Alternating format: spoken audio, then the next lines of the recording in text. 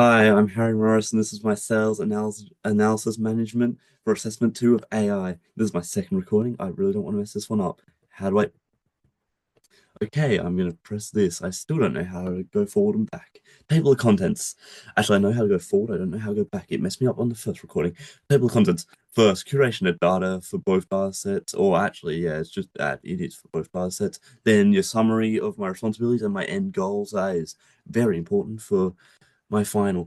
My neural network comes first, as it was the first thing I did, and subsequently, I didn't like it.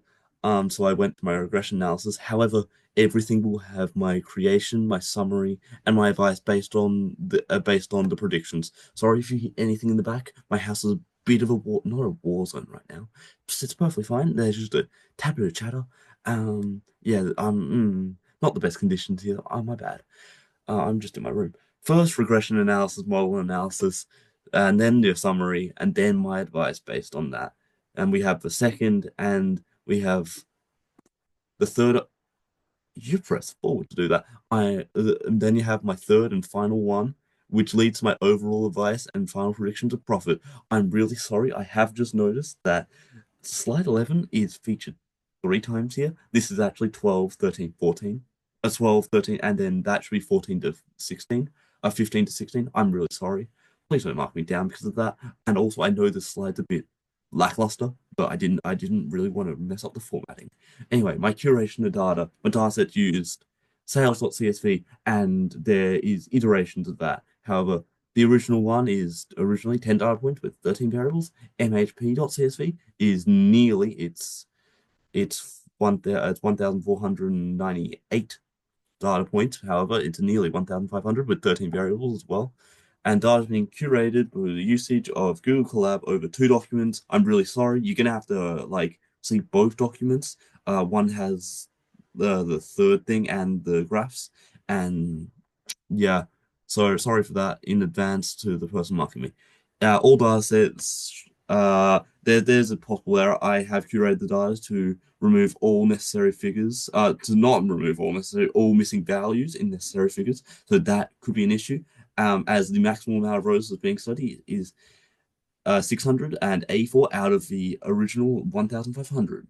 That could be an error, and yeah, bit of a problem. My responsibility, how long do I have left? I have 8 minutes. Responsibility to curate the data in order to form predictions at the time here, based off that. To form predictions based off regression models and neural networks.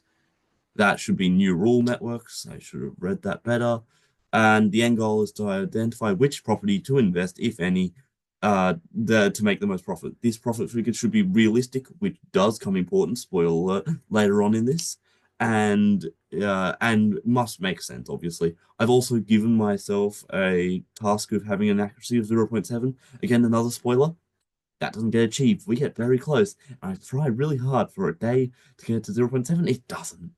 I spent a lot of time on this. Gotta use Zara for this neural network. Zara, it's just an updated version of MHP.csv. It includes suburb type and name type. This has been ordered in terms of, I believe, average of price. I believe that's correct. And sales Zara, which is again just suburban type, just in numerical. It's what everyone's done, I believe. And the prompt that I've made is mostly, I should say, I believe what week 6 shows in Canvas during class activities. So yeah, that's what I've used. This is a bit ugly. The profit figures on the left-hand side of your screen here. My bad, but oh well. But I mean, it's shown nice enough in this graph. I should have had properties down below here instead of entries, but oh well. It gets better next one. Advice: they're based off this one. No property should be bought as there are zero properties with a positive profit. However, yeah, this network is very inaccurate, I assume, and is most likely not to be trusted within this analysis. If any properties were to be bought, I would say it would be 1, 5, or 3, as they have the highest amount of negative profit. You know what I mean? Has the lowest amount of, I think it's the lowest amount of negative profit, actually, I should be saying. First regression analysis. Let me check time. 6 minutes. Okay, sales. It's sales.mhp. Oh, sorry, it's sales.csv and mhp.csv. It's the same thing. It's been replaced with for missing values, but that's about it. That's all that's happened.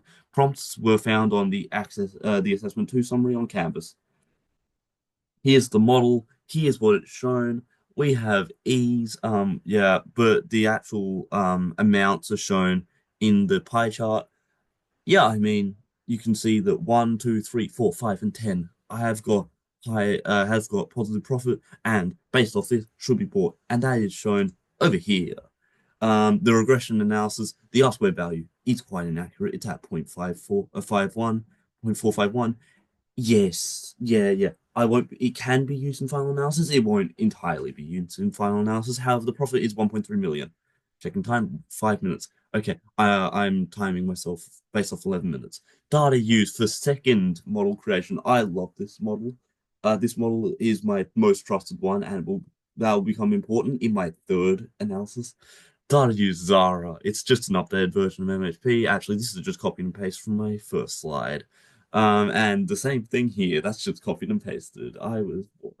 Our prompts used, the prompts have been updated based upon the data sets. However, basically I've used what was in the assessment description and the file used. Also, by the way, thank you for giving us those prompts. God damn. Oh, can I say that? Probably not. Oh well, they help so much. Thank you. Here is, I mean, here's my summary. Here's the pie chart of profits. And yeah, it's showing that property 4, 5, and 10 have the highest amount of profit. Have the and they're the only ones that have positive profit. You can see that 1 and 3 and 8, to be fair, do have small amounts of loss. Note that 1 and 3 had profit in the first analysis.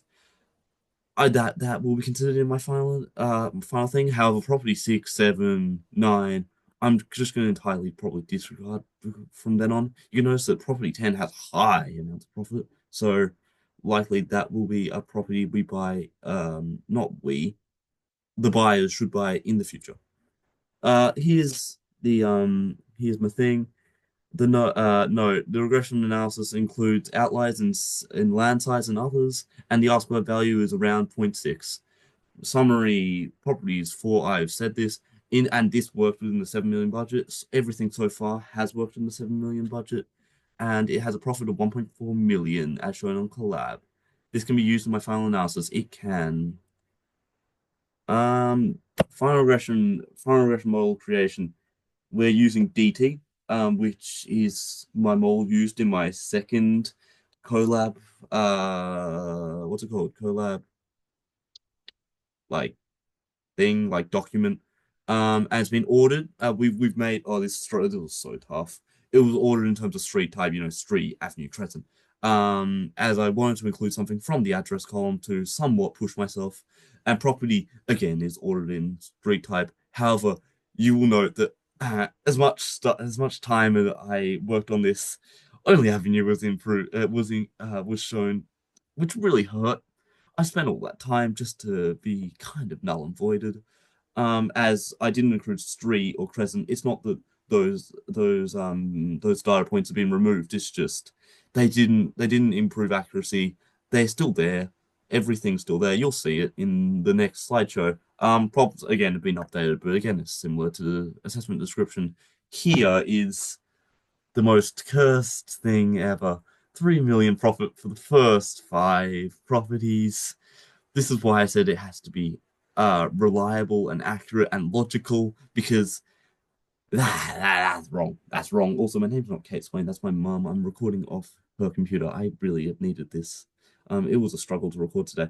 Time 1 minute 13. 1 minute 44. No, this regression does this doesn't actually include outliers and land size. You will see this is a mistake on my end. I should have made this better.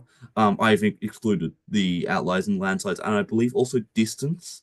I've removed those to improve my R squared value to 0.07 around that. It was actually 0.667, and I got really annoyed. I really tried to get that. And I believe this is somewhat accurate. Summary properties 1, 2, 3, 4, 5, and 10 should be bought, as this is within the 7 million budget, and they'll have a profit of 17 million. Yeah, it's completely logical. And because of that, it should be used, I would say, sparingly. In my final analysis, we're going up to 10 minutes. Final summary of data. Based off the neural network and the various degrees of accuracy in regression models, many properties can be advised to be bought. However, given properties 6, 7, 8, and 9 uh, have not got any positive profit, these should not be bought. So we do not want these to be bought.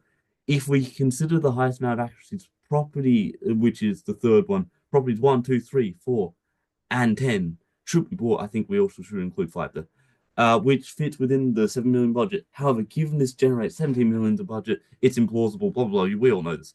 Thus, using other models and properties, 4, 5, and 10 should be bought as they have most consistent profit. Another argument for property 5 is that it has the lowest amount of negative profit in my neural network. Given we already have bought properties 4, 5, and 10, I believe that properties 1 and 3 should be bought. Although 1 and 3 have negative profit in my most trusted regression model, the second model, it's very minimal. It's only 30K, and it makes up for it in models 1 and 3. The first and final model of my regression analyses. And it's trusted to be probably one of the highest best option for property buyers. Property 2 has been overlooked. Yes, 2 out of 3 times the regression models do show it has a positive profit. However, my major concern is the second model, as it shows quite a large loss. Thus, I will advise against it. I really like that second model. Property bought 20, you can read them down below. They're going to decrease my time, and that is for 5.15 million. Thus, it's in my value range, and it's within the 7 million budget. And the predicted profit should be 1.2 to 1.5 million, about that. Anyway, I'm going to stop recording now.